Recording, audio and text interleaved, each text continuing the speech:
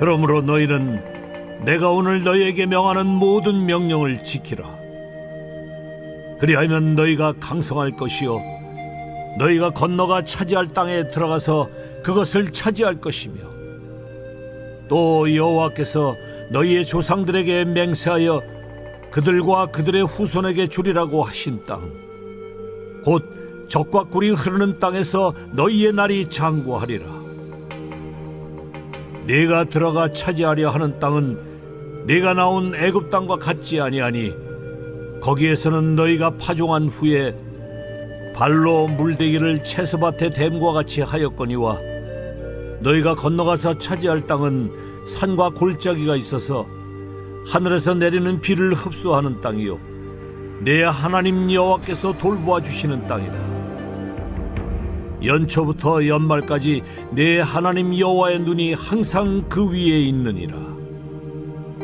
내가 오늘 너희에게 명하는 내 명령을 너희가 만일 청종하고 너희의 하나님 여호와를 사랑하여 마음을 다하고 뜻을 다하여 섬기면, 여호와께서 너희의 땅에 이른 비 늦은 비를 적당한 때에 내리시리니 너희가 곡식과 포도주와 기름을 얻을 것이요 또 가축을 위하여 들에 풀이 나게 하시리니 네가 먹고 배부를 것이라.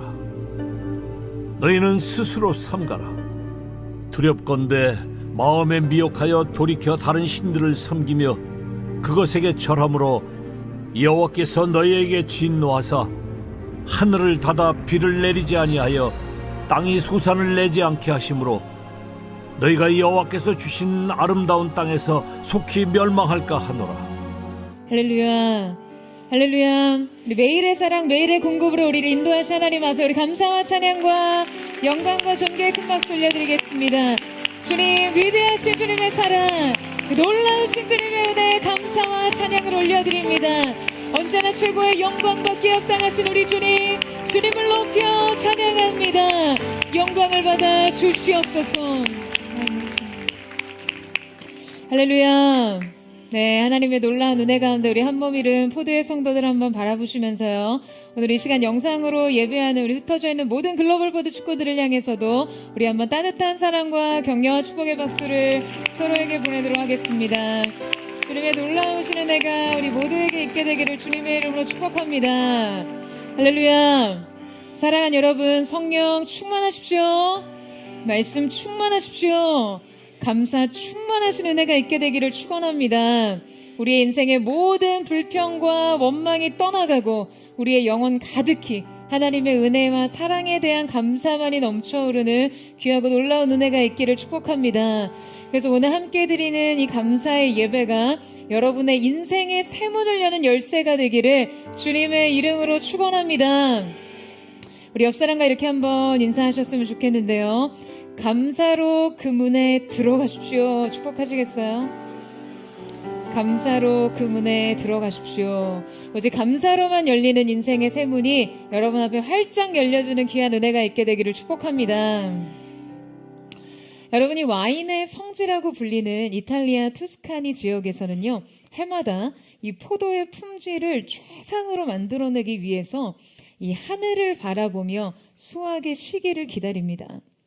이 포도 수확의 시기는 와인의 맛과 이 풍미를 결정짓는 가장 핵심적인 중요한 요인인데요.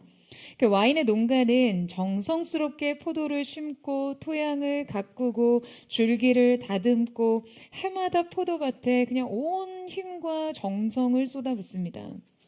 하지만 아무리 철저히 준비해도 결국 그 해에 이 와인의 품질을 결정짓는 것은요, 인간의 수고를 넘어서는 이른 비와 늦은 비의 신비로운 타이밍이다 라고 말합니다.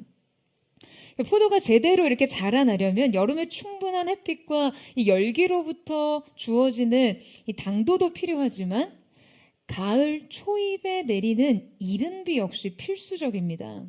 그러니까 이 이른 비는요, 건조한 여름을 지나며 아주 딱딱해진 토양을 적시고 충분히 그 포도가 자라고 알이 단단해지도록 돕습니다. 그리고 나서 이제 가을 후반에 내리는 늦은 비가 와서 포도가 마지막 수확으로 이제 수분을 머금고 여물어 이 완벽한 풍미를 만들어내게 하는데요. 만약에 이 늦은 비가 내리지 않으면 포도는 여물지 못한 채 깊은 맛을 잃고 와인은 그 특유의 풍미와 향을 잃어버리고 마는 것이죠. 그러니까 이 비가 포도의 당도와 산도를 결정하는 절대적인 역할을 합니다. 그래서 이탈리아 와인의 품질은 이 농부들의 수고를 넘어서서 뛰어넘어 적기에 내리는 비, 필요한 자연의 타이밍에 의존하며 결정됩니다. 여러분, 우리의 인생 또한 마찬가지입니다.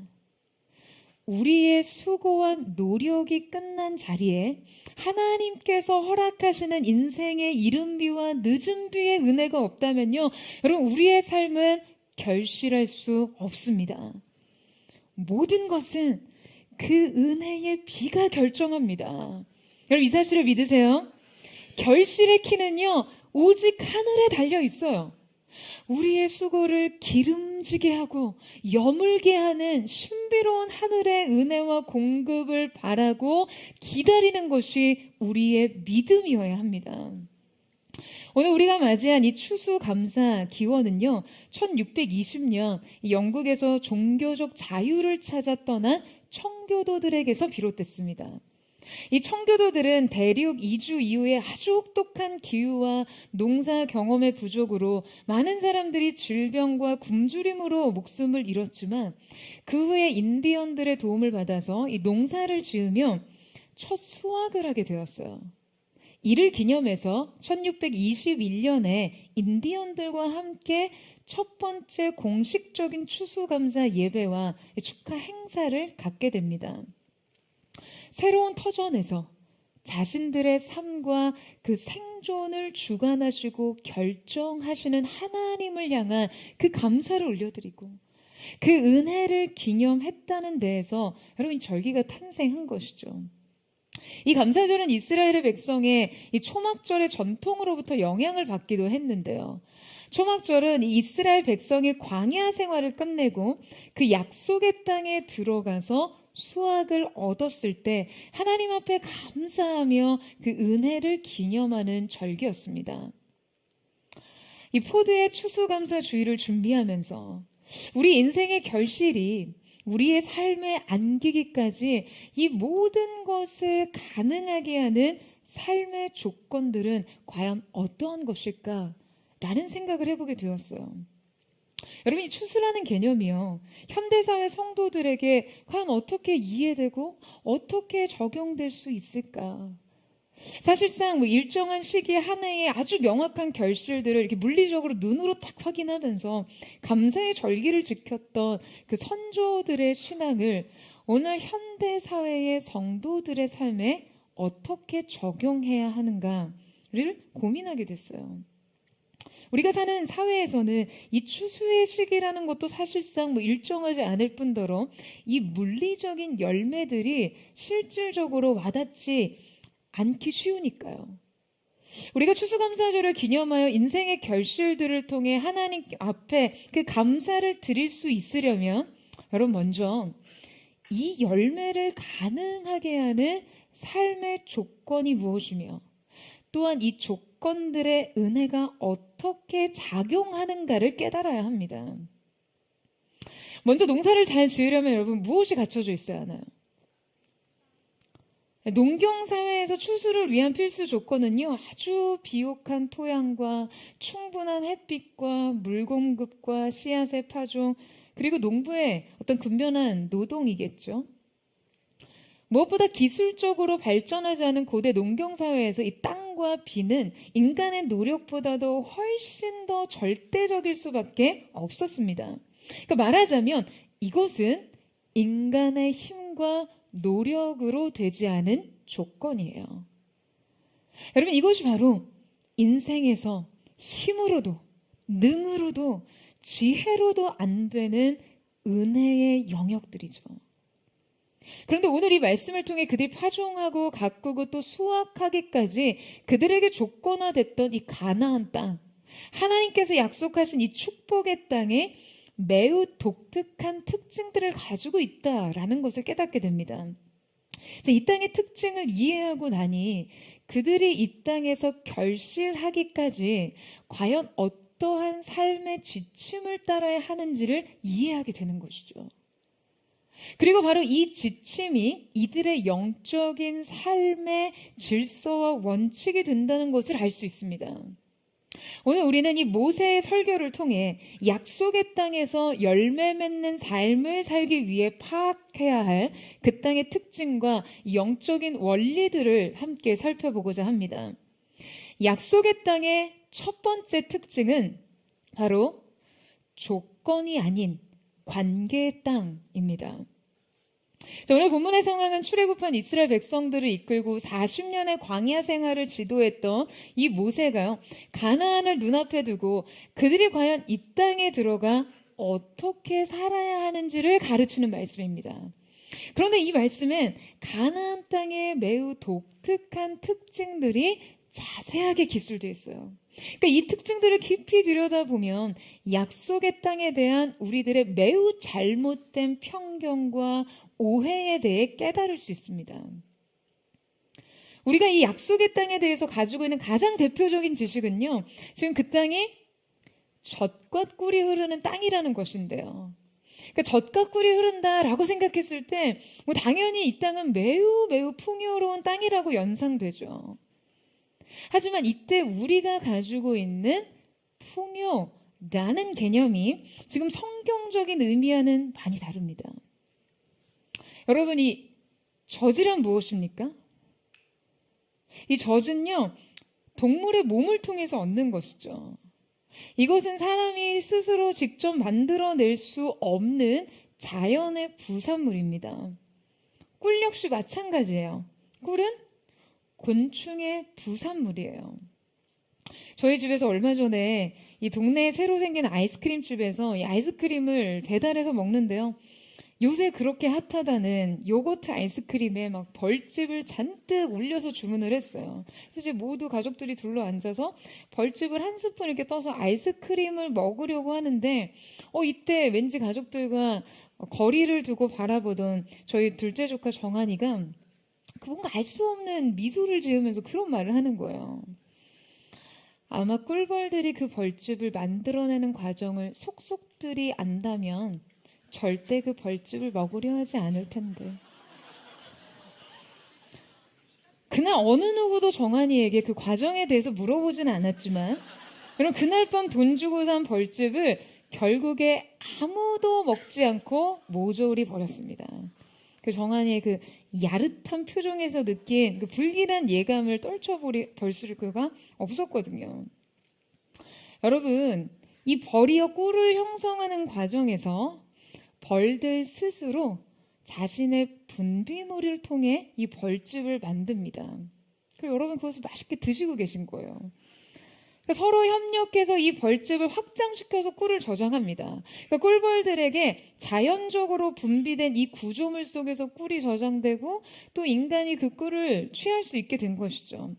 그러니까 꿀 역시 인간의 노력이 아닌 자연으로부터 주어진 선물이라는 거예요. 여러분, 그러니까 젖과 꿀이 흐른다는 것은요, 우리가 힘써 일하거나 수고로이 노력하지 않아도 얻을 수 있는 그냥 놀라운 결실이 넘치는 땅이라는 것을 말해주는 것입니다. 그런데 바로 이 조건은 다른 의미로 인간의 노력의 결과가 아니기 때문에 인간 스스로 자신의 능력을 신뢰하거나 의존해서 얻을 수 있는 것이 아니라는 것이죠. 말하자면 인간이 자신의 능력으로 통제할 수 없는 영역이라는 거예요. 이와 같은 특징은 오늘 본문에서 더 구체적으로 기술되고 있는데요. 10절에서 12절 말씀 같이 읽겠습니다. 시작. 내가 들어가 차지하려 하는 땅은 내가 나온 애굽 땅과 같이 아니하니 거기에서는 너희가 파종한 후에 발로 물대기를 채소밭에 댐과 같이 하였거니와 너희가 건너가서 차지할 땅은 산과 골짜기가 있어서 하늘에서 내리는 비를 흡수하는 땅이요. 오늘 이 말씀에서 이 땅의 토양적인 특징을 여러분 어떻게 설명하고 있죠? 먼저 약속의 땅은 애굽과는 다르다고 했어요. 무엇이 다르냐 하면 지금 애굽에서는 파종한 후에 이렇게 발로 물대기를 채소밭에 대는 것처럼 했지만 지금 이 땅에서는 그렇지 않다는 거예요. 자, 여러분 이게 대체 무슨 말일까요? 여러분 이거 지금 애굽의 관계 수로 관계에 대한 설명이거든요. 그래서 이 말은 약속의 땅의 농업 방식과 지금 과거 애굽에서의 농업 방식의 차이를 설명하고 있는 건데요. 애굽은 나일강의 그 풍부한 물 자원에 의존해서 농사를 지었습니다. 애굽에는 그 나일강이라는 애굽 농업의 어떤 생명선이 존재했어요. 강을 중심으로 도시가 형성됐고요. 게다가 이 나일강은 물이 굉장히 풍부해서 매년 여름에 한 3개월 가량은요, 이 강이 범람해서 주변의 토양을 풍부한 물과 영양분으로 적시고 공급해 줍니다. 이때 형성된 퇴적층이 충적 평야를 형성하고 이 평탄한 지형을 이용해서 애굽인들은 일찍이 이 물을 이동시키는 관계수로를 형성했어요. 그러니까 농부들은 인공적인 관계수로를 만들고 이렇게 발펌프와 같은 단순 도구로 물을 끌어와서 땅들을 적십니다. 그러니까 이 인공관계 방식은 인간의 노동과 기술에 크게 의존한 형태였죠. 그러니까 이 기술의 발전과 공급은 애굽의 식량, 자급자족 시스템을 가능하게 만들어줬어요. 반면에 오늘 말씀의 기록에 따르면 여러분 약속의 땅은 어떻습니까? 산과 골짜기가 있어서 하늘에서 내리는 비를 흡수하는 땅이라는 여러분 이 말이 어떤 의미죠? 여러분 가나안 땅은요. 가나안 중앙에 이렇게 등뼈처럼 높은 산이 남북으로 뻗어 있어서 이 지역의 대부분은 사실상 산악지대가 차지하고 있습니다. 그러니까 실제 가나안 땅은 사람이 살 수 있는 광야가 사람이 살 수 없는 광야가 절반 정도 차지하고 있고요. 경작지로 사용되는 땅이 전체 면적의 3%가 채 안 됩니다. 게다가 가나안 땅엔 나일강과 같이 풍부한 그런 물이 풍부한 강이 없었어요. 유일한 상시천이라고는 우기에도 물이 흐르는 폭이 고작 한 10m 정도밖에 되지 않는 요단강이 흘렀을 뿐이었죠. 또한 가나안 땅은 석회질로 되어 있었기 때문에요. 여러분 이렇게 물이 내려도 그 물이 고여 있지를 않습니다. 그런데다가 산악 고원지대 특징과 급경사의 어떤 한계적 상황으로 인해서 관계 수로가 발달할 수도 없는 그런 지형이었어요. 대체 그렇다면 여러분 이 땅에서 물을 얻으려면 어떻게 해야 합니까? 여러분 약속의 땅은요. 물 공급에 있어서 비에 대한 의존도가 절대적으로 높을 수밖에 없습니다. 하늘이 비를 내려야 강이 흐릅니다. 비가 그치면 강물이 끊어져요. 하늘이 비를 내리지 않으면 관계수로도 없어서 농사도 못 짓습니다. 바로 하늘이 닫히면 망하는 땅. 오로지 하늘만 바라고 의존할 수밖에 없는 땅. 여러분 그 땅이 바로 약속의 땅인 것이에요. 약속의 땅이라고 해서 풍요와 번영과 축복의 땅이라고 기도했는데 여러분 이런 척박한 조건이었는지 미처 몰랐어요. 정말 실망해요. 너무 절망적이에요. 정말 망했다는 생각이 절로 드는 게 당연한 것 아니에요. 하늘이 닫히면 굶어 죽는 땅. 인간의 힘으로는 아무것도 할 수 없는 이 땅이야말로 최악의 터전 아닙니까? 라고 생각하시는 분이 혹시 이 자리에 계신가요? 여러분 이 땅의 조건을 듣자마자 우리의 이 반사적인 반응이요. 바로 우리의 세속적인 열망과 체질을 보여주는 것입니다. 바로 이 의존해야 하는 절대적인 그 조건을 거부하고 싶은 우리의 본능 말이죠.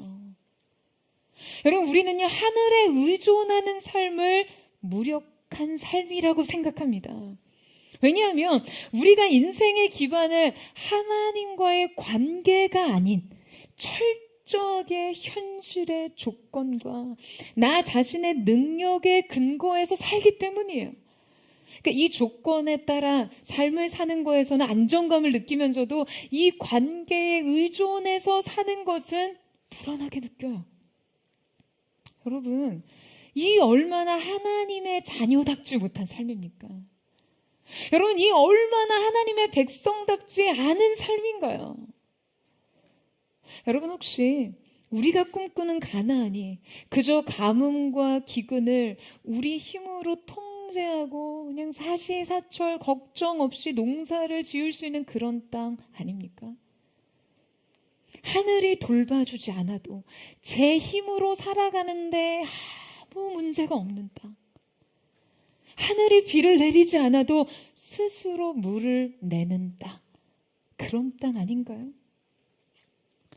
여러분, 약속의 땅은요, 그런 땅이 아니에요.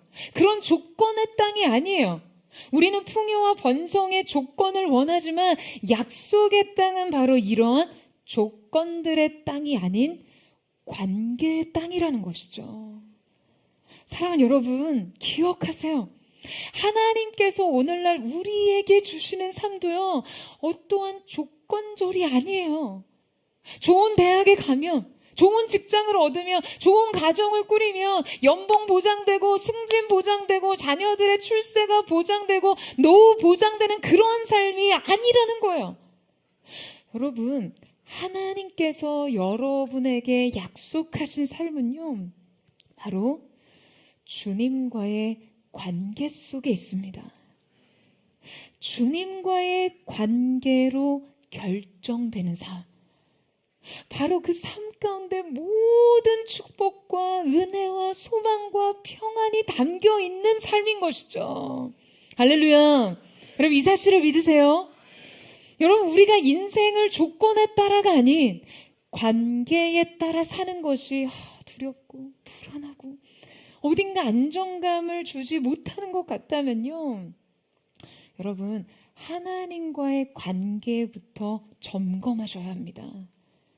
그 어떠한 현실 조건보다 하나님과의 관계에 의존한 삶이 훨씬 더 풍요롭고 안정적으로 느껴질 때까지, 그 안에 완전한 소망과 완전한 평안을 누릴 때까지 하나님 앞에 다시 머물고 다시 그분 앞으로 나가 하나님을 힘써 알아가시기를 주님의 이름으로 축원합니다.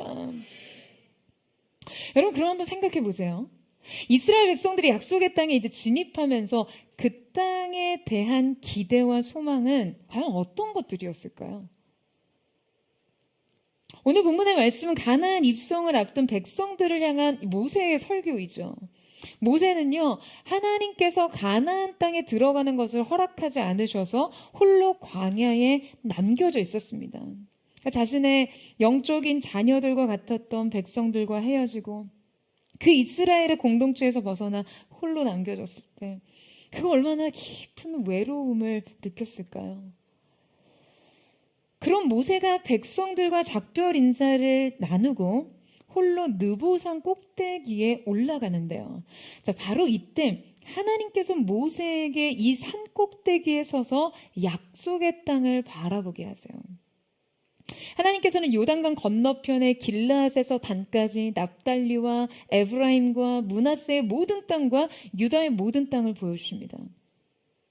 저는 그가 혼자 남겨져서 이 산에 올랐을 때 그의 마음이 과연 어땠을까? 이런 생각하면요, 마음이 참 먹먹하고 미어집니다. 그리고 그가 이때 이 느보산 꼭대기에서 바라봤던 이 가나안의 전경, 이 땅 끝의 모습은 어땠을까 상상해보면 여러분 참 어떤 알 수 없는 그런 마음이 찾아와요. 여러분, 실제 느보산에 올라가면 가나안 전경을 한눈에 볼 수 있습니다. 이 산은요, 요르단의 고원지대에 위치한 한 해발 900m 정도 높이의 산인데요. 그러니까 이 위치에서 이 가나안 전경을 바라보면 요단강 계곡을 따라서 여리고와 산악지대, 또 멀리는 그 예루살렘 지역까지를 볼 수가 있습니다. 그런데 저는 이때 그가 바라본 이 가나안 땅의 모습이 어쩌면 그에게 큰 충격이 되지 않았을까 하는 생각을 해봅니다. 여러분, 모세가 40년 광야 생활과 또 이스라엘의 지도자로 40년을 보내면서 본 이 땅의 모습은 어떠했을까요? 사방이 온통 광야, 암갈색 모래사막과 돌산뿐이었죠. 그러니 그가 이 40년 생활을 마무리하고 자신이 사랑했던 백성들을 가나안 땅에 들여보내면서 여러분, 이 땅의 모습을 평소 그가 어떻게 생각하며 상상했을까요? 그가 백성들을 이끌고 왔던 애굽과 같이 굉장히 발달된 도시 문명의 모습이나 아주 풍요로운 초원지대를 꿈꾸지 않았을까요? 적과 꿀이 흐른다고 하셨잖아요. 그러나 정작 그가 느보산 꼭대기에서 본 약속의 땅의 모습은요, 푸르른 초원이 아니었습니다. 느보산 꼭대기에서 본 가나안 땅, 여러분, 암갈색 땅이 대부분이었어요. 어디에서 무엇을 하든지 고된 노동과 가난 대신 성공과 번영이 보장된 듯한 그런 풍요로운 땅의 모습이 아니었던 것이죠. 여러분, 저는 오늘 말씀을 통해 여러분에게 한 가지 도전하고 싶은 것이 있습니다. 그것은 바로 여러분은 과연 약속의 땅에 대해 어떠한 기대를 가지고 있는가 하는 것입니다. 왜냐하면 이 기대는 그 땅에서의 우리의 삶의 만족과 아주 깊은 관련이 있으니까요. 우리가 약속의 땅에 거하면서도 감사를 잃어버리는 불신앙의 조건들과 여러분, 이 잘못된 기대와는 굉장히 깊은 상관관계가 있습니다. 지금 광야를 지나 약속의 땅에 들어갔을 때 수많은 사람들의 믿음의 전제에 언제나 끼어드는 사고는요, 이제 고생 끝, 행복 시작, 우리 꽃길만 걷자, 장밋빛 인생, 성공 탄탄대로 지니, 여러분, 이런 거 아니었겠어요? 약속의 땅에 대한 이러한 오해와 잘못된 전제들이 결국 약속의 땅에서 진정한 감사와 만족을 누리는 것을 방해하고 근본적으로 하나님과의 관계를 훼손하게 만듭니다. 여러분, 약속의 땅은요, 성공이 보장된 땅이 아닙니다. 다만 돌보심이 약속된 땅이죠. 약속의 땅의 두 번째 특징은 바로 성공이 보장된 땅이 아닌 돌보심이 약속된 땅입니다. 우리 함께 12절 말씀을 같이 읽겠습니다. 시작. 내 하나님 여호와께서 돌보아 주시는 땅이라. 연초부터 연말까지 내 하나님 여호와의 눈이 항상 그 위에 있느니라. 자, 여러분, 이 땅은 정확히 번영의 땅이 아니라 여호와께서 돌보아 주시는 땅입니다. 이 히브리어에서 눈이라는 것은요, 보호와 관심, 그리고 어떤 지속적인 돌봄을 강조할 때 사용되는 단어이죠. 즉, 처음부터 끝까지 여호와께서 그 땅을 주의 깊게 돌보실 것이라는 의미예요. 또한 그들의 삶에 깊이 있게 관여하시고 필요를 채우신다라는 의미입니다. 사랑하는 여러분, 약속의 땅은 이 하나로 충분한 땅입니다.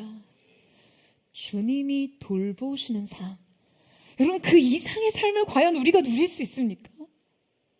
주님의 사랑에 관심이 항상 머무는 삶. 여러분, 그 이상의 안전한 삶이 있습니까? 주님의 공급이 언제나 끊이지 않는 삶. 여러분, 과연 이 삶에 어떤 손실과 결핍이 있겠어요? 그런데 대체 왜 우리는 이 돌보심에 대해서 불안을 느끼고 이 공급에 대해서 부족을 느끼는 것일까요? 우리는 가나안 땅에 사는 동안 성공에 대한 숭배가 우리에게 치명적인 우상이 된다는 것을 기억해야 합니다. 여러분, 아멘이세요? 여러분, 가나안 땅에서 이스라엘 백성이 섬긴 신이 누구였어요? 이스라엘 백성이 어떤 신을 섬겼습니까? 바알이죠. 우리는 왜 그들이 왜 하나님 왜 이 바알에게 그토록 매료되었었는지 이해하지 못해요. 정작 우리 자신도 이미 이 우상의 마음이 온통 빼앗겨버린 사실을 깨닫지 못한 채로 말이죠. 여러분, 그들은 약속의 땅에서 대체 왜 이 바알을 숭배했던 것일까요? 바알의 정체와 이 매력은 무엇입니까? 여러분, 우리나라에도 단군 신화가 있죠. 단군 신화에 나오는 단군이 널리 인간을 이롭게 하기 위해서 이제 한반도에 왔는데요. 그때 여러분, 그가 무엇을 이끌고 왔는지 아세요?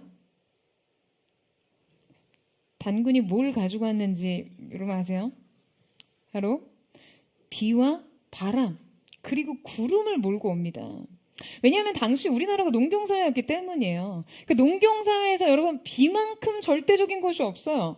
그러니까 바알 역시 고대 근동지방을 제패한 그냥 신 중의 신이었거든요. 여러분 왜일까요?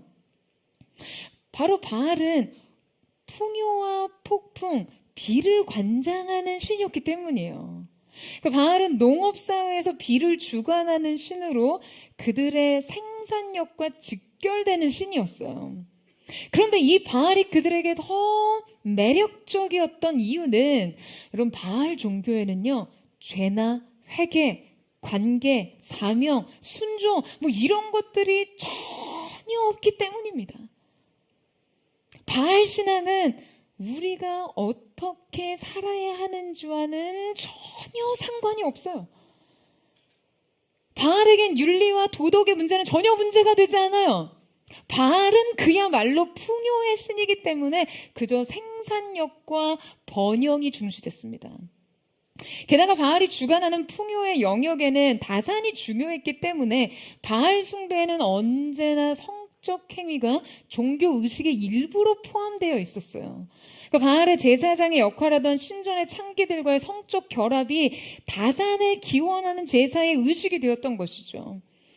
흉년이 들면 바알 산당에는 그냥 난잡한 성행위가 계속됐습니다. 바알의 신을 기쁘게 해서 비를 내리게 하기 위해서였어요. 그러니까 여러분, 이 의식 자체가 사람들의 감각과 쾌락을 얼마나 자극시키겠어요. 바알 숭배는 필연적으로 성적 문란을 종교적인 관습으로 받아들이게 하는 종교였습니다. 여러분, 그러니 이 바알을 섬기는 것이 얼마나 큰 유혹이었겠어요. 게다가 바알을 섬기는 일은요 그렇게 어려운 일이 아니었거든요. 바알 신을 섬기는 것은 그냥 제사만 잘 지내면 돼요. 재물만 잘 갖다 바치면 됩니다. 믿음, 사랑, 약속, 관계, 의존, 율법 이런 게 뭐가 필요해요? 그냥 바알의 배만 배부르게 해주면 되죠. 얼마나 쉬워요. 반면에 하나님은 너무 까다로운 분이세요.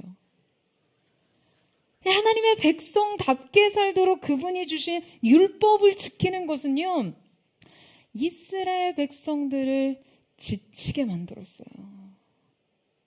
이스라엘 백성 사실 여러분 밤낮 죄를 지어도요, 그렇게 열심히 죄를 지으면서도 제사는 또 엄청 열심히 드렸거든요. 그러니까 제사라는 요식행위는 빠짐없이 했습니다. 재물도 잘 바쳤어요. 문제는 하나님께서는 그런 재물은 내게 역겹다며 너희의 제사는 필요 없다고 하시고는 자꾸 사랑 타령을 하시니 여러분 이게 얼마나 어렵습니까? 아니 재물을 그렇게 갖다 바쳐도 재물 대신에 너희의 마음을 달라. 여러분 이거 얼마나 난감해요. 반면에 바알은 심지어 제사에 어린아이를 제물로 바쳐도 문제될 게 하나 없었어요. 제단에서 성적 관계를 통해 낳았던 아이들은 제물로 바쳐졌어요. 왜냐하면 그들의 부모가 불분명했기 때문에 그들의 죽음은 누구에게도 책임과 가책이 되지 않았어요. 바알에게 도덕과 윤리 따위는 아무런 의미가 없었습니다. 바알은 죄에 대해서는 전혀 일체 관여하지 않습니다. 다만 삶의 풍요와 번영에 대해서만 관여합니다. 바알에겐 소명 따위는 문제될 것이 없습니다. 바알에겐 소명 대신 소원만 빌면 돼요. 얼마나 설득적이고 매력적인 종교입니까? 얼마나 쉽고 쾌락적인 종교 생활이에요. 여러분, 이스라엘 백성이 이 발 앞에 무릎을 꿇었듯이 우리 역시 오늘날 약속의 땅에서 이 발을 섬기지 않도록 주의해야 합니다. 여러분, 아멘이세요? 우리의 성공주의 신앙이 바로 현대적 우상숭배의 형태죠. 단지 그냥 성공을 숭배하고 맹목적으로 성공을 추구하는 것만으로 여러분 그렇게 끝나지 않습니다. 이 성공주의 신앙은요, 생각보다 우리의 삶과 우리의 신앙에 매우 깊숙하게 뿌리 내려 있어요. 여러분, 제가 사역을 하면서 이 기도를 굉장히 중요하게 생각하죠. 네. 그래서 우리의 기도는 왜 그러냐면 우리 믿는 자들의 기도는 존재의 양식이자 하나님께서 우리의 삶 가운데 역사하시는 통로가 되기 때문에 그렇습니다. 그런데 제가 기도팀에게 매번 잔소리를 하고 도전해서 열심히 기도를 시키고 오랜 시간 정말 끈질기게 기도했는데도 응답을 받지 못할 때가 있어요. 아니, 정확히 말하면 응답은 있었지만 그 응답이 성공이 아니었던 것이죠. 그런데 그럴 때마다 제가 어떤 거절된 상황, 기대했지만 주어지지 않은 상황보다도 더 감당하기 버거운 부분이 있어요. 그것은 바로 거절된 응답을 대하는 사람들의 태도입니다. 여러분, 기도했는데 거절됐어요. 그렇다면 그 기도는 헛수고입니까? 여러분, 그 소망은 헛된 것입니까? 하나님 앞에 아뢰 마음의 소원은 그냥 부끄러운 것이고 오랜 시간 주님 앞에 엎드렸던 수고는 부질없는 것입니까? 여러분, 문제가 해결됐어야지 성공한 것인가요? 해결받지 못했다면 실패한 것이에요? 아닙니다, 여러분. 기도한 그 자체가 이미 승리한 것이에요. 여러분, 아멘이세요? 우리가 기도했다면 그 자체로 우리는 성공한 것입니다. 아니, 여러분, 왜 기도를 성공을 부르는 매뉴얼처럼 생각하세요? 기도 자체가, 그 엎드림 자체가 믿음의 중요한 표현이자 하나님 앞에 우리의 겸손에 대한 표준이 되어야죠. 기도는 그 자체로 순복이고 하나님을 기쁘시게 하는 믿음의 반응입니다. 그런데 여러분, 왜 주님 앞에 그 태도를 드리고도 그것을 헛되다고 생각하세요? 잘못된 성공주의가 지금 우리의 기도 생활과 믿음의 사고 방식까지 물들고 있기 때문에 여러분, 우리가 이러한 생각을 하는 것이죠. 마치 성공의식이 이 시대의 바알주의 신앙처럼 소명이 아닌 소원을 구하는 믿음이 판을 치기 때문에 여러분, 우리 안에도 이러한 혼란이 있는 것이에요. 여러분, 순종에는 실패가 없습니다. 여러분, 이 사실을 믿으세요?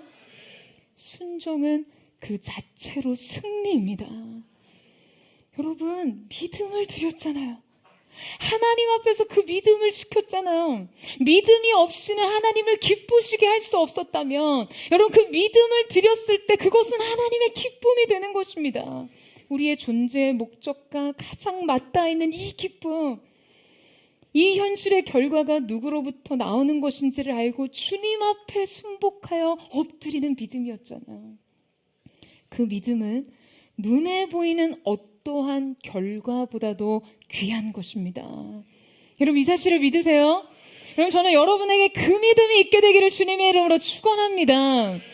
여러분, 약속의 땅은요, 성공이 보장된 땅이 아니라 돌보심이 약속된 땅입니다.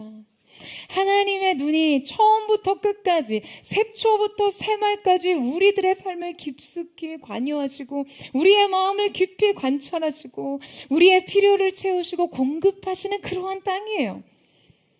우리의 불확실한 미래 때문에 우리가 불안을 느낄 때, 우리의 삶의 곤고한 현실 때문에 고독과 깊은 외로움을 느낄 때 주님께서는 우리에게 세상이 줄 수 없는 평안과 안식을 주시며 주님의 돌보심과 공급을 약속하십니다. 그리고 인생의 가장 결정적인 필요마저도 주님으로부터 가장 적절한 때, 적절한 방식으로 허락하십니다. 약속의 땅의 세 번째 특징은 소유를 통해 충족되는 땅이 아닌 의존을 통해 공급되는 땅입니다. 자, 우리 함께 13절에서 14절의 말씀을 같이 읽겠습니다. 시작. 내가 오늘 너희에게 명하는 내 명령을 너희가 많이 청종하고 너희의 하나님 여호와를 사랑하여 마음을 다하고 뜻을 다하여 섬기면 여호와께서 너희 땅에 이른비 늦은 비를 적당한 때에 내리시리니 너희가 곡식과 포도주와 기름을 얻을 것이요. 자, 우리 추수감사절의 타이틀이 Showers of Grace. 여러분, 인생의 결실을 가능하게 하는 은혜의 비, 이른 비와 이 늦은 비를 표현한 것인데요. 자, 앞서 살펴봤듯이 당시 농경사회에서 비란 수확과 결실을 가능하게 하는 가장 절대적인 요인이자 조건이었죠. 그러니까 이른 비와 늦은 비는요, 가나안의 그 생존 환경에서 시기마다 매우 결정적인 역할을 하는 비의 주기를 의미합니다. 이 각각의 비는 고유한 특징과 역할이 있어요. 이른 비는 파종의 시기인 가을에 내리는 비로 건조한 여름을 지나 내리는 한 해의 첫 비입니다. 이때 땅은 완전히 이제 고온 다습한 상태로 아주 완전히 메말라 있는 상태였어요. 건조한 상태의 땅이었어요. 그러니까 이른 비는 건조했던 토양을 촉촉하게 적셔 땅을 부드럽게 하고 씨앗의 뿌리를 내리도록 발화하도록 그 기초를 다집니다. 농부들은 바로 이 이른 비를 기다렸다가 비가 내리면 그제서야 파종을 시작하는데요. 그러니까 이 이른 비가 내리지 않으면 씨 뿌림의 의미는 없습니다. 따라서 이른 비란 어떠한 일이든 그 시작을 가능하게 하는 은혜의 기초를 상징하는 것이에요. 늦은 비란 추수 전에 봄에 내리는 비로서 수확 직전에 필요한 비입니다. 그러니까 이때 이 비는요, 열매가 아주 무르익고 여물도록 하는 돕는 그런 역할을 하는데요. 이 비가 이때 내리지 않으면 곡식은 충분히 여물지 못하고 수확 자체가 어려워집니다. 그러니까 농부들에게 늦은 비는 이 추수의 결정적인 조건이 돼요. 약속의 땅에서 주님의 돌보심은 여러분 바로 이 이른 비와 늦은 비를 통해서 표현되었습니다. 여러분, 그런데 이 농경사회의 이 비가 그들의 생산력을 결정하고 좌우하는 조건이라고 한다면 과연 우리가 살아가는 이 현대사회의 이른 비와 늦은 비는 무엇을 의미하는 것일까요?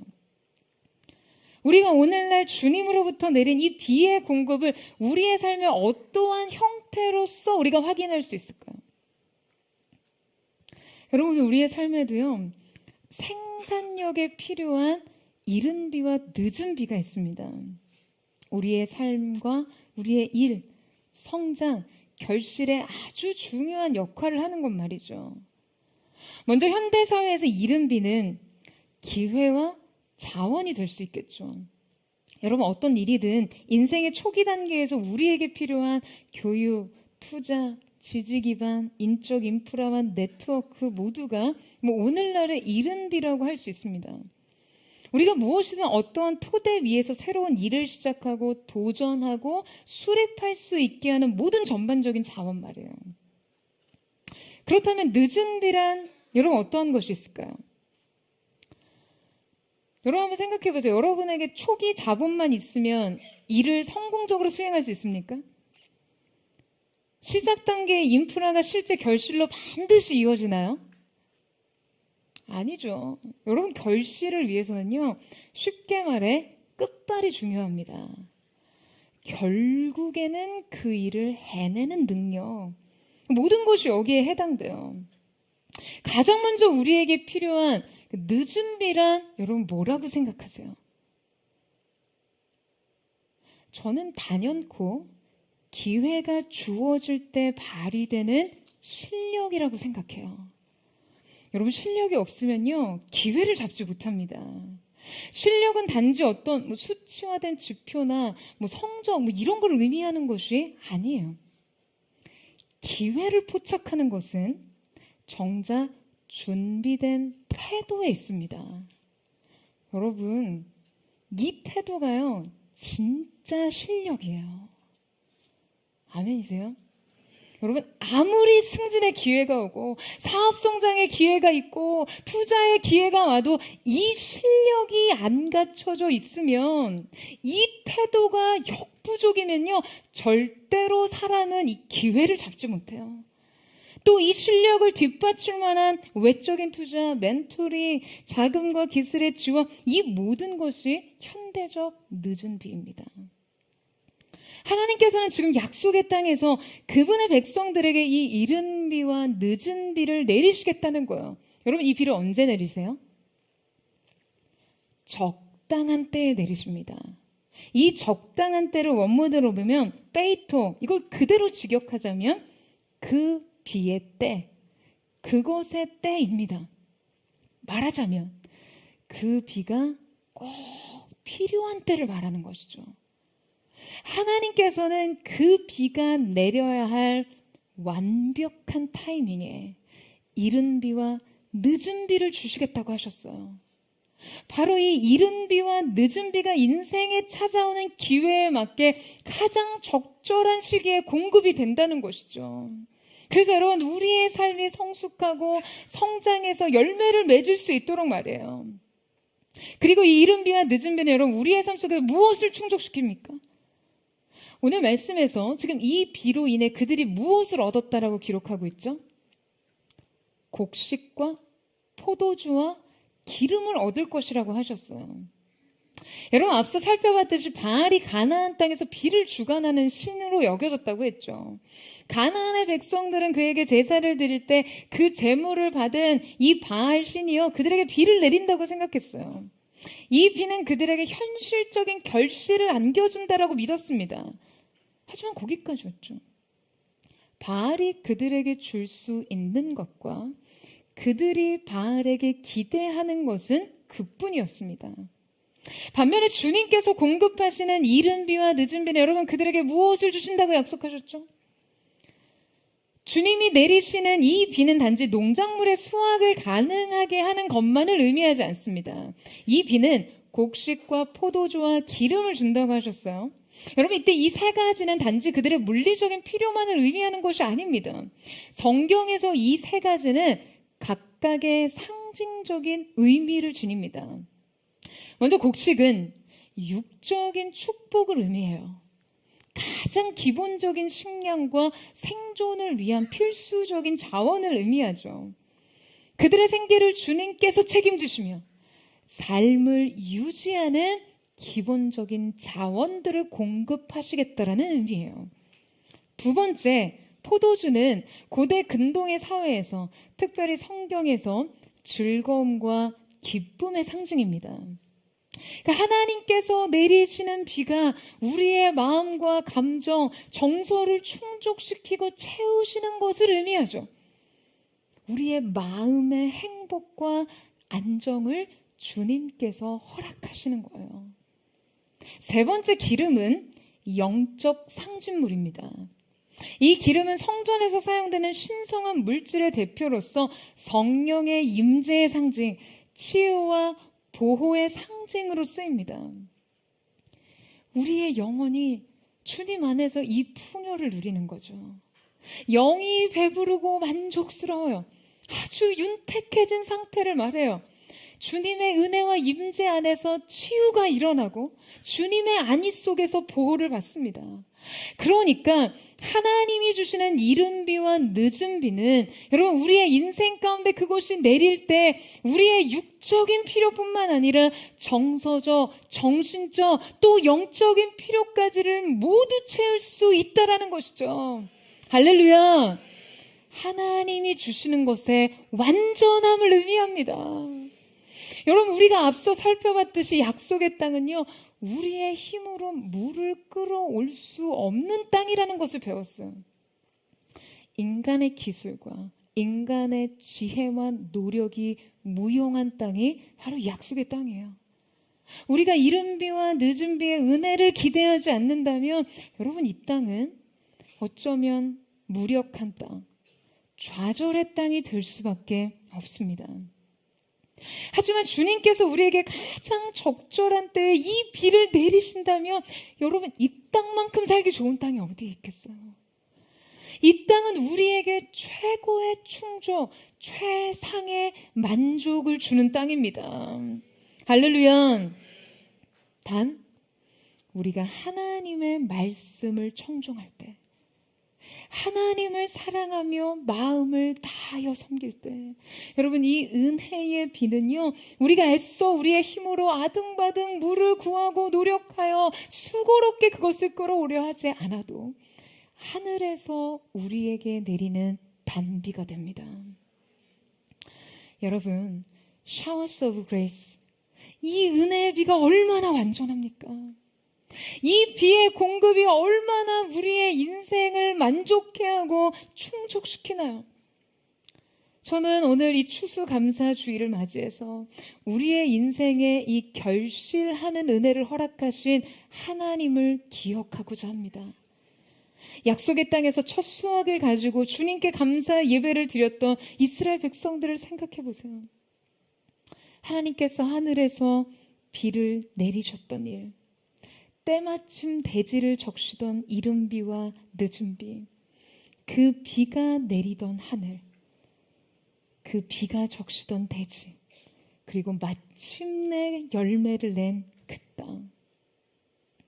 사랑하는 여러분, 여러분도 여러분 인생에 허락하신 이 이른 비와 늦은 비를 한번 생각해 보세요.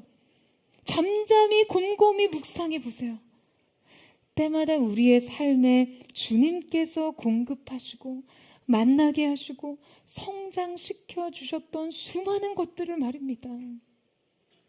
이 모든 것이 하늘에서 내려진 은혜의 비였다는 것을 기억하십시오. 여러분, 그 기억의 은혜가 있게 되기를 축복합니다. 오늘 우리가 약속의 땅에 살면서 주님의 관계 속에 누리는 이 영적인 축복과 주님의 돌봄, 그리고 완전한 공급으로 인해 여러분 정말 우리 안에 일어나는 넘치는 감사로 주님을 높여드리기를 원합니다. 그리고 언제나 이 약속의 땅에서 이 비를 바라며 하늘을 바라보기를 원해요. 마침내 주님께서 이 비를 내리시기까지 우리가 주님의 말씀을 청종하며 온 마음과 온 뜻을 다해 주님을 더욱 사랑하게 되기를 원합니다. 오늘 드려지는 이 감사가 하나님께서 주실 곡식과 포도주와 새 기름이 가득 채워진 창고가 될 줄로 믿습니다. 여러분 아멘이세요? 그렇게 기록되어 있어요. 감사로 그 문에 들어가며. 감사로 들어가는 문 뒤의 삶이 여러분 궁금하지 않으십니까? 하나님께서 저장하신 곡식과 포도주와 기름이 예비된 인생. 저는 감사로 그 문이 오늘 우리 가운데 활짝 열려지는, 새초부터 새말까지 하나님의 눈이 항상 우리 가운데 있는 거룩한 은혜가 저와 여러분 가운데 있게 되기를 주님의 이름으로 축원합니다. 오늘 여러분 들어오시면서 감사 카드를 받으셨을 텐데요. 오늘 이 시간 정말 하나님 앞에 우리가 주님 그렇습니다. 이 시작이 가능했던 거, 나의 삶과 우리의 가정과 나의 학업과 인생의 모든 여정이 가능했던 삶의 이른비의 은혜는 모두 주님으로부터 온 것입니다. 그리고 인생의 모든 성취와 모든 완성을 주신 하나님, 그것이 나의 노력과 나의 수고로운 결실이 아닌 하나님께서 허락하신 은혜임을 인정하는 이 감사의 기도의 제목을 오늘 우리가 함께 주님 앞에 올려드리기를 원합니다. 볼펜이 필요하신 분들은 손을 들어서 표시해 주시면요, 우리 의전팀이 여러분 도와드리도록 하겠습니다. 첫 수확의 열매들을 주님의 제단 위에 올려드리고, 이 모든 것이 하나님의 은혜였음을 인정했던 그 절기, 그 기념의 예배가 추수감사 주일의 기원이 됐던 것처럼 여러분, 오늘 여러분이 하나님 앞에 인정하며 이 모든 것이 하나님의부터 온 것임을 주님 앞에 감사로 돌려드리는 이 고백이 하나님 받으시는 가장 존귀한 열매가 될 줄로 믿습니다. 오늘 이 시간 그렇게 우리의 인생 속에 이른 비와 늦은 비를 허락하신 하나님 앞에 우리 감사의 제목을 기록하고 이것을 또한 하나님이 행하신 우리 인생의 기념비로 기록하고 기념하는 은혜가 있기를 축복합니다. 우리 함께 그 기도의 제목, 감사의 제목을 적는 시간을 갖도록 하겠습니다.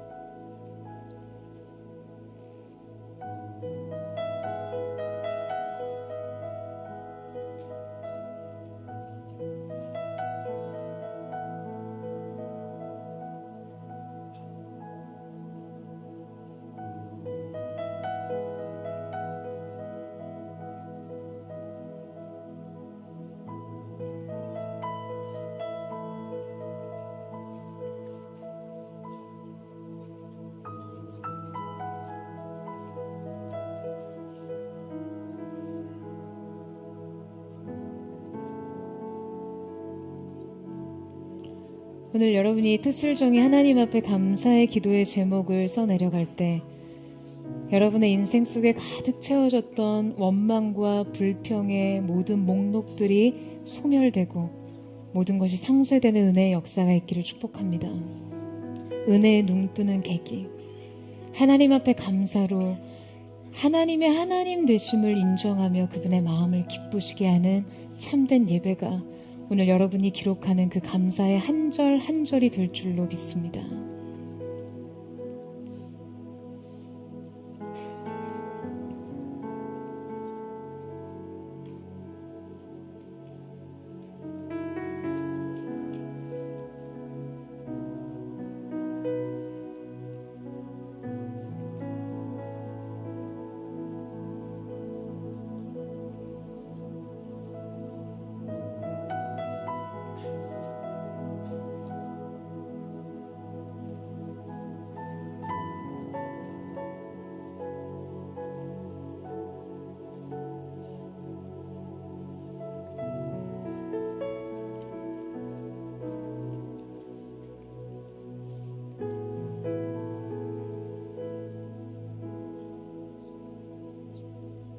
여러분 도전합니다.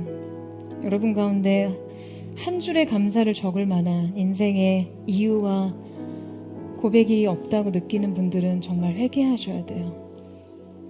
우리 인생을 지탱하고 있는 하나님의 은혜의 발견, 이 감사의 작정된 결단으로부터 여러분의 삶을 대하는 여러분의 근본적인 삶의 전제와 태도가 변화되는 것이 필요합니다.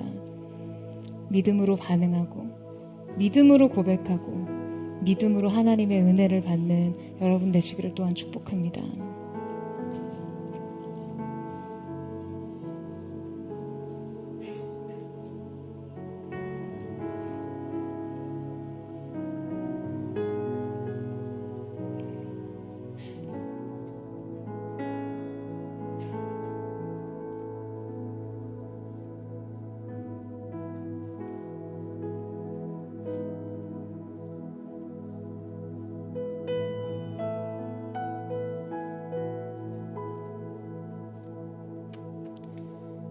이제 여러분이 적으신 이 감사의 카드를요, 한번 손에 붙들고 가시면 되고요. 주님, 이것이 제가 오늘 이 제단 위에 드리는 제 인생의 열매입니다. 모든 것에 부족함이 없으신 하나님께서 진정 우리에게 찾으시는 감사, 하나님의 하나님 되심을 인정하며 그분이 베푸신 은혜와 사랑을 인정하는 이 감사로 아버지 하나님 가장 큰 영광을 받아주십시오. 우리가 그 마음을 고백하며 또한 우리의 인생 속에 계속되는 하나님의 은혜의 이른비와 늦은비가 주어지도록 주님, 오늘 이곳에 서니 은혜가 아니고서는 해석되지 않는 지난 시간이었습니다. 그리고 이제 이 자리에 서니 은혜가 아니고서는 꿈꿀 수 없는 미래가 우리 앞에 있습니다. 오직 주님 하늘의 문을 여셔서 위로부터 부어주시는 그 은혜의 담비로 우리의 인생의 길을 달려갈 수 있도록 도와주시옵소서. 우리 그 마음 고백하며 주님 앞에 나아가기를 원합니다. 우리 함께 기도해 주 앞에 나와 무릎 꿇고 긍휼 베푸시는 주 하늘을 향해 두 손 들고 하늘 문이 열리고 은혜의 비추기 이 땅 가득 내리도록 마침내 주 오셔서 은혜의 비추기 우리 위에 부으시도록 우리 함께 기도해 우리 함께 기도해 주 앞에 나와 무릎 꿇고 긍휼 베푸시는 주 하늘을 향해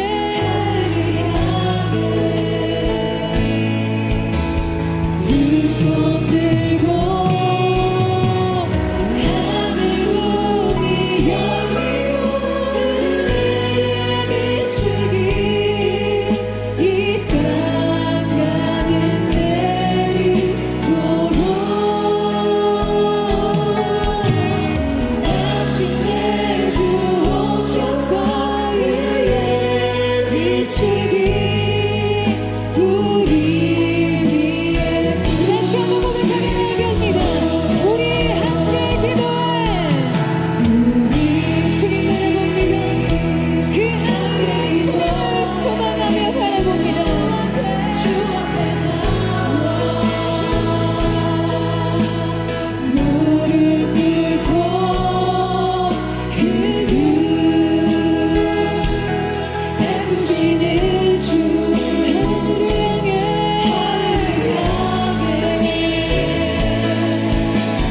두 손 들고 하늘 문이 열리고 은혜의 비추기 이 땅 가득 내리도록 마침내 주 오셔서 은혜의 비추기 우리 위에 부으시도록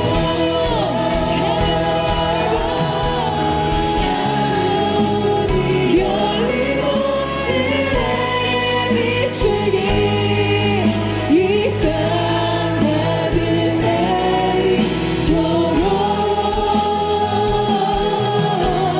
마침내 주 오셔서 은혜의 비추기 우리 두 손을 들고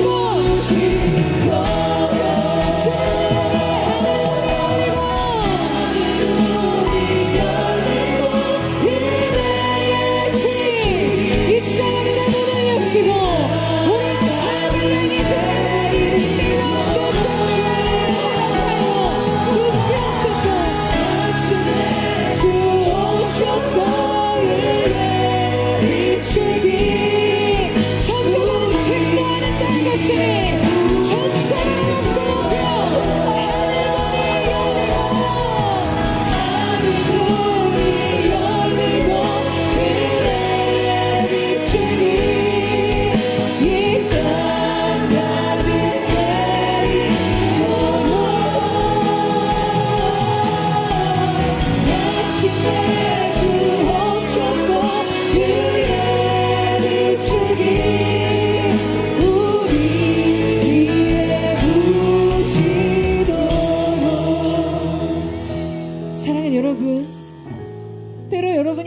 하나님이 주신 약속을 붙들고 여러분의 삶을 조망할 때 마치 느보산의 꼭대기에 올라가 가나안 지경을 바라봤던 모세의 마음과 같지 않으십니까? 주님 분명 젖과 꿀이 흐른다고 하지 않으셨습니까? 주님 분명 은혜를 약속하지 않으셨나요? 주님과 함께라면 축복이 있을 거라고 말씀하셔서 이 광야길을 통과해 여기까지 왔는데 이곳에서 바라보는 약속의 땅은 온통 회갈색뿐입니다. 메마르고 곤고한 땅, 아무것도 기대할 것이 없을 것 같은 그 땅을 바라보는 모세의 마음과 같이 여러분, 약속과는 괴리된 것 같은 여러분의 인생 현실 속에 이러한 관점으로 삶을 조망하고 있지는 않으세요? 사랑하는 여러분, 맞습니다. 현실은 광야요 사막이요 척박한 산악지대인 것 같을지라도 물을 수축할 수 없는 인생 웅덩이가 없는 것 같아서 인생의 손실과 허비만이 계속되는 것 같아 보일지라도 아닙니다. 여러분, 하나님께서 하늘의 문을 여실 때 그 이른 비와 늦은 비가 여러분의 인생 시작과 완성을 책임져 주실 줄로 믿습니다. 여러분, 하나님의 자녀란 하나님의 사람들이라 바로 이 믿음으로 약속을 향해 걸어가는 자들인 줄로 믿습니다. 오늘 여러분의 눈에 보이는 현실이 아닌 약속이 말씀하시는 사랑하는 아들아 내 딸아, 인생의 최선의 노력과 수고로 가능한 것이 아니라 내가 책임지노라. 내가 하늘의 문을 열 것이다. 너는 믿음으로 나를 바라볼지어다. 말씀을 청정하는 자녀가 될지어다. 나를 더 사랑하는 자리로 힘써 나올지어다. 이 말씀을 믿음으로 바라보며 오늘 우리의 시작과 완성이 되신 주님을 향해 주님, 나의 삶에 이른 비와 늦은 비의 은혜를 다시 허락하여 주시옵소서. 우리 전심으로 주여 성함 부르짖고 우리 역시나 동성으로 기도합니다.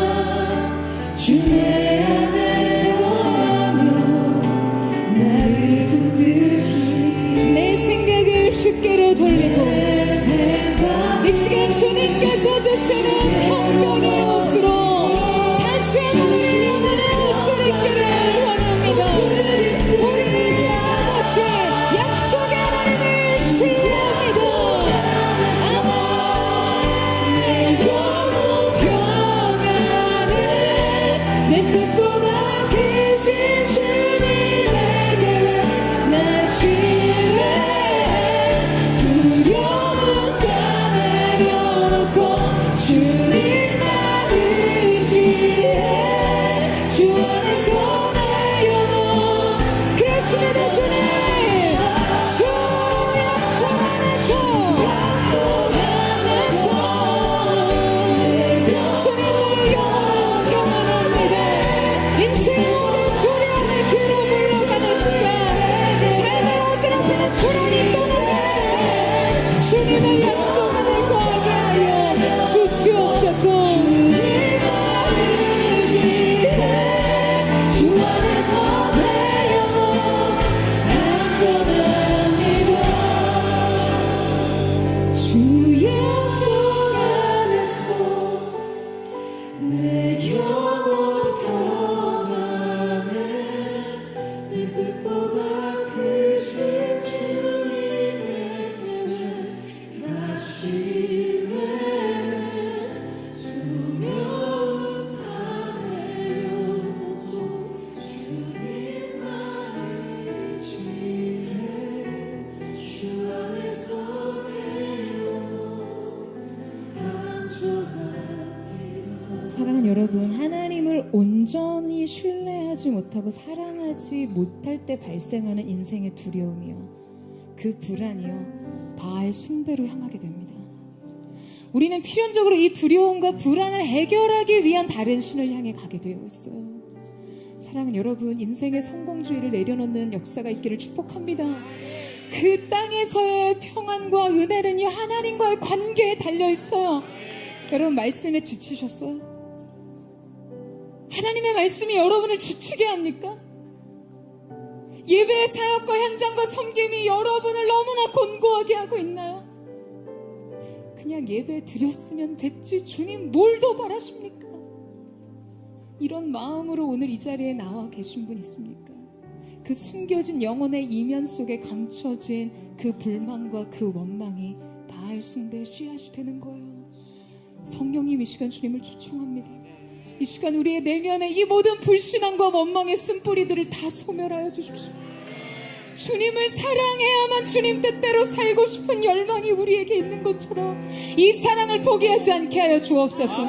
이 시간 여러분 우리 회개하며 나아가기를 원합니다. 주님 우리가 이스라엘 백성이 왜 바알을 쫓았는지를 말했죠.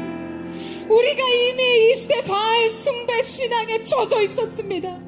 주님께 기도하면서도 그 기도는 내가 원하는 성공을 취하는 수단에 불과했습니다. 그저 믿음으로 사는 하나님의 뜻에 순복하기 위해 그 마음을 시원케 해드리기 위해 기도하기보다 그저 인생의 소원을 묻는 그 소원을 위해 엎드리는 것 같은 바알 숭배 신앙에 지나지 않았던 우리의 지난 모든 시간을 회개하며 나아갑니다.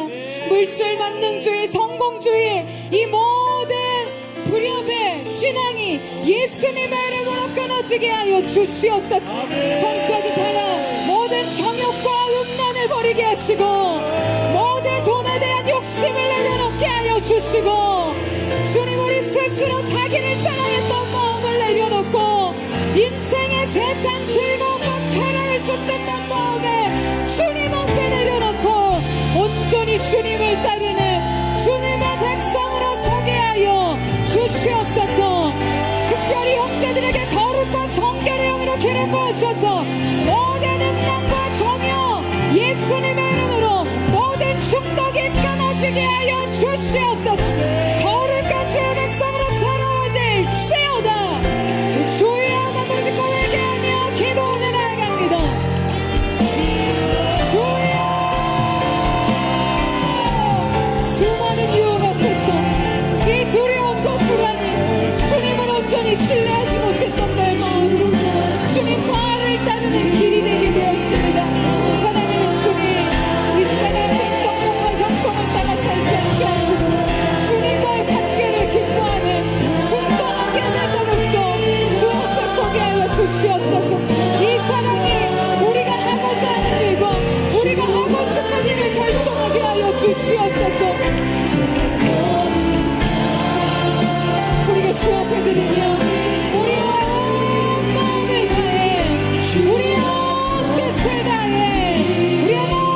정성을 다해 주님을 사랑하기를 원합니다. 모든 불신앙 원망 예수님의 이름으로 끊어질지어다. 세상 즐거움 행운의 축복만 정욕과 음란하여 예수님의 이름으로 끊어질지어다. 당신과 돈에 대한 욕심 세상 사랑하는 마음 자기 사랑 예수님의 이름으로 끊어질지어다. 오직 주님을 따르는 신전한 상식이 열려지게 하여 주시옵소서.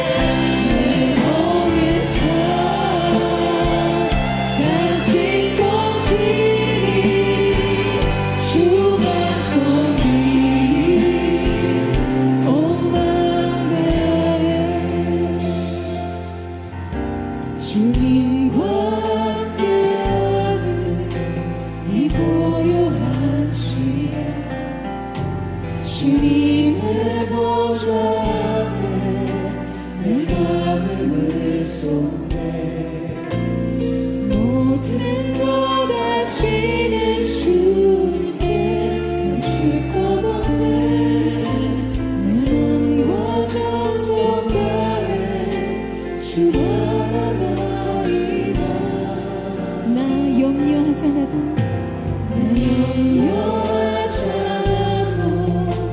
애쓸 것 아시니 나 오직 주의 얼굴 구하게 하소서 다 이해할 수 없을 때라도 감사하며 날마다 순종하며 주 따르오리라 온 마음 다해 사랑합니다 온 마음 다해 주 알길 원해 내 모든 삶 당신 꽃이 주님 그렇습니다 주만 손이 당신 꽃이 주만 손이 온 마음 다해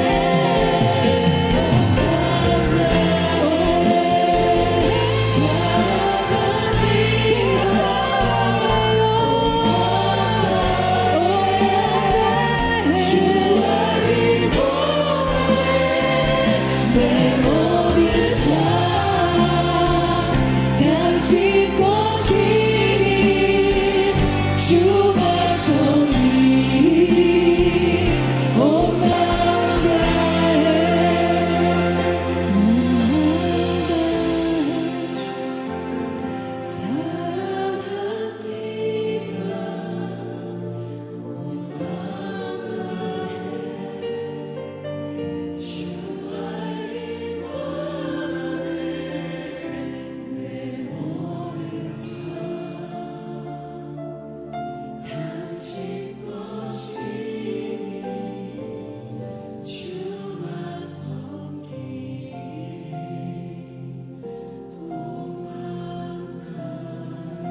사랑하는 여러분, 가나안 땅의 이스라엘 백성이 단지 믿음에 부족해서 불신앙에 빠지고 하나님의 약속을 의심하고 바알을 따랐을까요? 아닙니다. 사랑이 부족했기 때문이에요. 여러분, 인생에 찾아오는 두려움을요 단지 믿음으로 극복할 수 없습니다. 주님은 온전한 사랑이 두려움을 내어 쫓는다고 하셨어요. 그 사랑이요 우리가 해야 하는 일을 하고 싶은 일로 만들어줍니다. 주님을 사랑할 때 주님이 원하시는 인생의 길을 걷기를 원하고요. 우리가 주님을 사랑할 때 주님의 기뻐하시는 뜻을 이루어 드리기를 원하는 열망이 일어납니다. 단지 믿음으로 할 수 없는 일이 우리 인생 앞에 있어요. 오늘 여러분이 고백한 그 사랑이 여러분의 인생 속에 하나님의 기쁨이 되기를 원합니다. 하나님을 위해 내가 해야만 한다고 생각했던 모든 의무의 항목들이 열망의 항목으로 변화되는 기준, 그 사랑이 날마다 더해지는 역사가 있기를 축복합니다. 그리고 그 사랑으로 감사하세요. 여러분, 우리 주님은 모든 것에 부족함이 없으신 분이신 줄로 믿습니다. 때로는 우리의 헌신과 우리의 섬김도 필요 없으신 분이에요. 하나님은 그분 자신으로 완전하신 분이시기 때문입니다. 그렇기 때문에 하나님께서 가장 영광을 받으시는 순간은 우리의 다른 어떤 것을 주님 앞에 드림으로가 아닌 하나님의 하나님 되심을 인정하는 이 감사. 주님, 그렇습니다. 내 삶의 모든 것은 당신으로부터 왔고 당신으로부터 완성됐으며 당신께로 돌아갈 것입니다. 여러분, 이 감사의 인정이요, 우리 하나님을 가장 영화롭게 하는 줄로 믿습니다. 저는 오늘 이 시간 우리 마지막으로 기도할 때 정말 순전한 감사로 이 감사의 향이 주님 앞에 올려질 때, 이 백성, 나의 사랑하는 자들이 지금 나를 향하고 있구나. 이 아름다운 예배의 향연이 우리 주님의 마음을 기쁘시게 하기를 원합니다. 사랑하는 주님, 감사합니다. 이 모든 것이 주님의 은혜요 사랑이었습니다.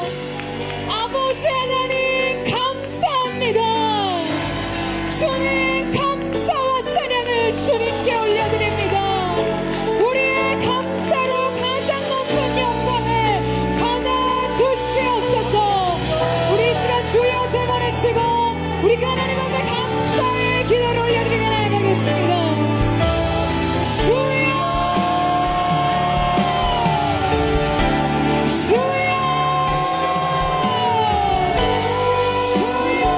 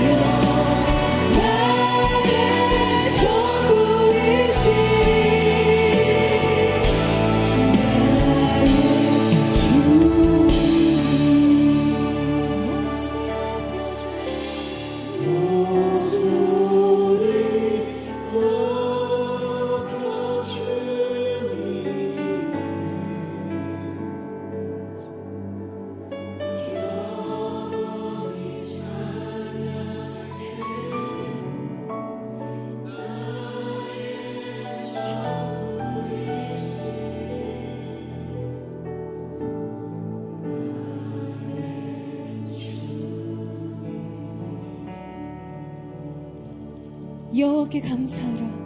그는 선하시며 그 인자하심이 영원하리로다. 사랑하는 주님, 우리의 아버지 되신 주님 앞에 감사와 찬양의 제사를 올려드립니다. 오늘 이 감사가 우리의 인생의 세문이 되게 하시고 삶의 모든 원망과 불평이 떠나가며 거룩하게 하신 주님이 영화를 누리시네 영광을 받으시는 역사가 나타나게 하여 주시옵소서. 모든 만mon과 바알의 우상 숭배는 떠나갈지어다. 하나님 한 분만을 섬기는 거룩한 세대 되게 하여 주시옵소서. 그리고 놀라우신 하나님을 찬양하며 감사드리며 살아계신 예수님의 이름으로 기도드립니다.